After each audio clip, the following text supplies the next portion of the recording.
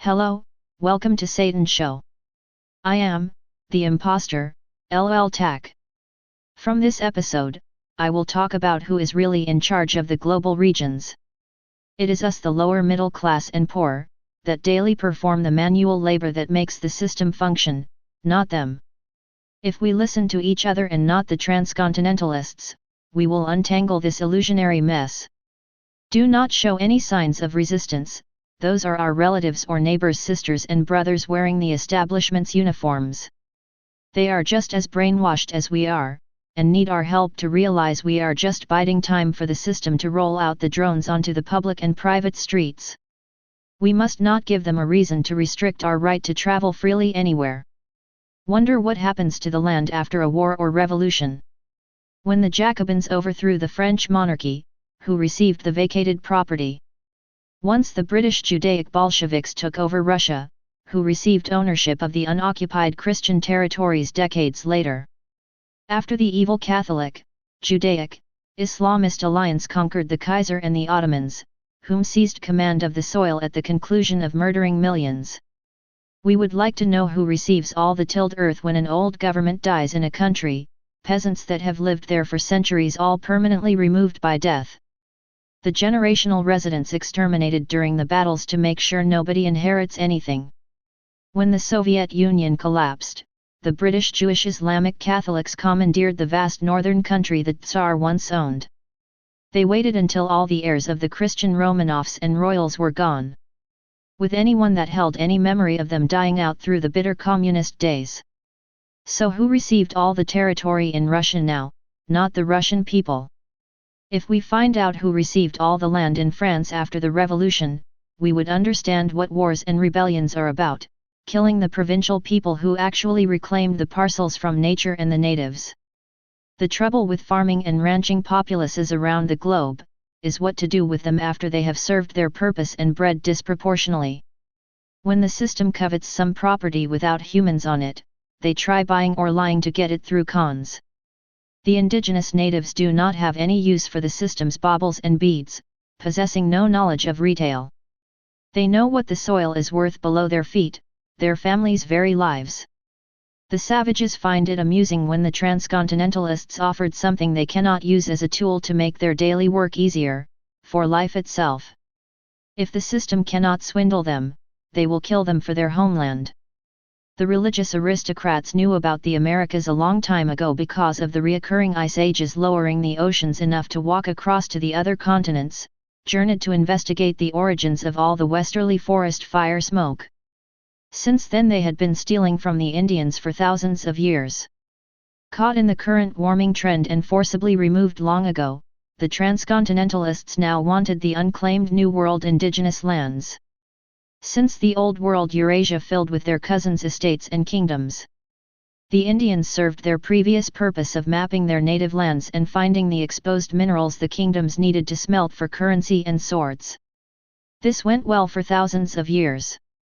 However, as Eurasia became overpopulated, they required more space for the Khan to continue sanctioning the Islamic Judaic Catholics' global rule. The system transported to unleash the white brutalized indentured servants and subjugated Hindian people of Eurasia. Free to wreak havoc on the New World continent's naive populations. South America was easy for them because they had already installed the superstition/religion slave system of nonsense on the inhabitants during their earlier visits, building the temples for the Incas and Aztecs. This went on as the many ice ages continually happened, afterwards from each period resurfacing and then submerging the transoceanic routes. The poor Indians of Central and South America did not stand a chance because the fear and induced torture of indoctrination. The indigenous climate made it easy by the year-round temperate weather conditions even to use simple sailing ships to revisit the continents. When the Europeans anchored off the shores to extort the natives throughout the ages for tribute, they kept the illusion of I am alive. The ignorant locals believed they were gods returning to earth in their water vessels, as they have always done in the past to levy a tax for human sacrifices and gold. The system did not have that kind of luck in Northern America. The Indians up north did not take to the brainwashing and foolishness. They believed they were freemen, bound by no fear of any person or unseen spirit god. They were in complete harmony, living in total cooperation as they shared their way of life with anyone that was just and genuine. There was nowhere to run if an individual was dishonest, by word of mouth. Their reputation would follow them to the next tribe. The North American Indians were fearless, pure of heart and mind. They understood sacrifice and camaraderie. 200 years went by and the system could not move beyond the shores of the New World of the Americas. The colonies only control as far as their cannons could reach from their fortresses and ships. They needed to break the Indians' and defectors' resistance.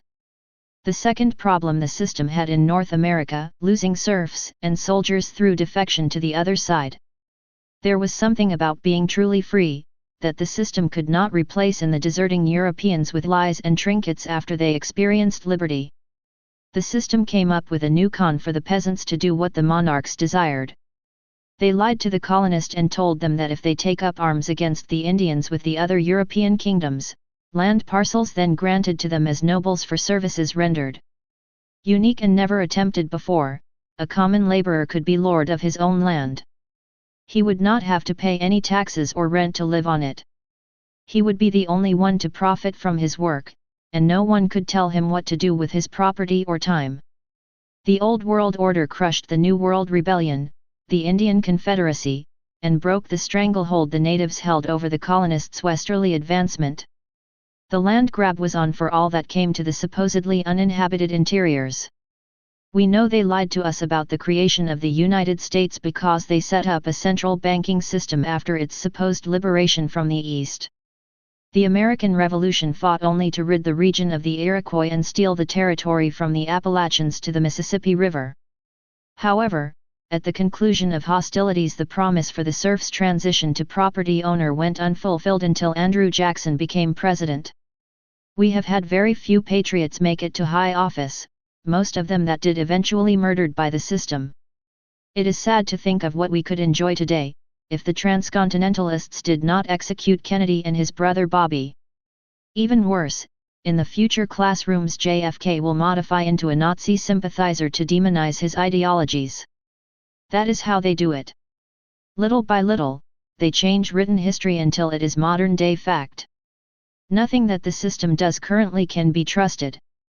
The very same evil has plagued us for thousands of years. Its implementation done to keep us fighting and living in the past, worshipping death. We have to start communicating about today and the formation of groups to implement real change, maybe through the Bridge Party. It is important to know how to run a city, county, state, and a minimal federal government. We need to understand how to operate a society, city planner, finance projects, enforce peace, mud, etc. You cannot watch a ship captain sail a vessel for a day, and then take over command of the ocean tanker safely. The very first storm will be your last. We must commence to comprehend how to build what we want by dissecting what we have now. Everything should be open to all of us because it is our government and we run its core duties every day. The District of Columbia is broken beyond repair. The foundation of the proverbial house of our nation displays fractures down the middle of its slab and the roof has at least 100 leaks. We all know that this is something that has to be abandoned. If we keep sinking money into the ramshackle dwelling, we will only lose all our shirts in the end when it collapses. We should pick somewhere in the central United States to build our new house, far away from our British Jewish Catholic Islamist masters, the Eastern transcontinentalists. No more 2 + 2 = 5 from their God science algorithms. Please, we will never get that fifth digit no matter how much faith we have in the great I Am, Allah Jehovah. We all feel deserted in the metropolises because of the continual birth-to-death indoctrination. How is it conceivable for someone to be lonely living in the middle of a large city? It is not possible. Other human beings surround us and can offer companionship at any time if we were more communal. All of us taught to believe we are unique by the system from the broadcasted shows.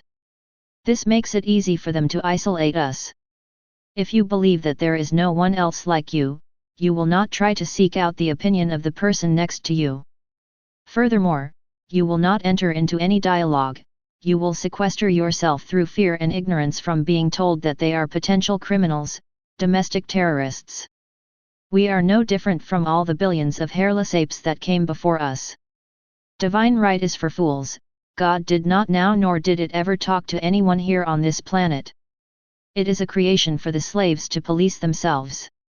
God is your mind's prison guard, a slave master in your head that reminds you to stay in your place because you are not worthy of its grace. We are closing in on the time that the transcontinentalists do not need indentured servants anymore.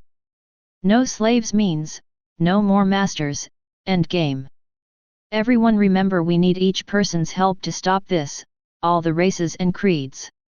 Please begin to find out how to run your local government all the way up to the state level. We will need to grow fruits, nuts, grains, and vegetables everywhere. The most important details are the real necessities: air, food, water, clothing, and shelter. In the future, as all of our sisters and brothers in the armed forces return from overseas to defend our country's shores, we will need to secure our staples here in the States. Look around you, all the property that once used to generate food is now abandoned, returning to nature, purchased by the BLM. People starved here when America was growing crops everywhere in the early 1900s, the Great Depression. Real intelligence blacked out or just changed enough to confuse us. Misinformation keeps the masses from finding out just how much sustenance we produce in the States, or how many people alive that need it.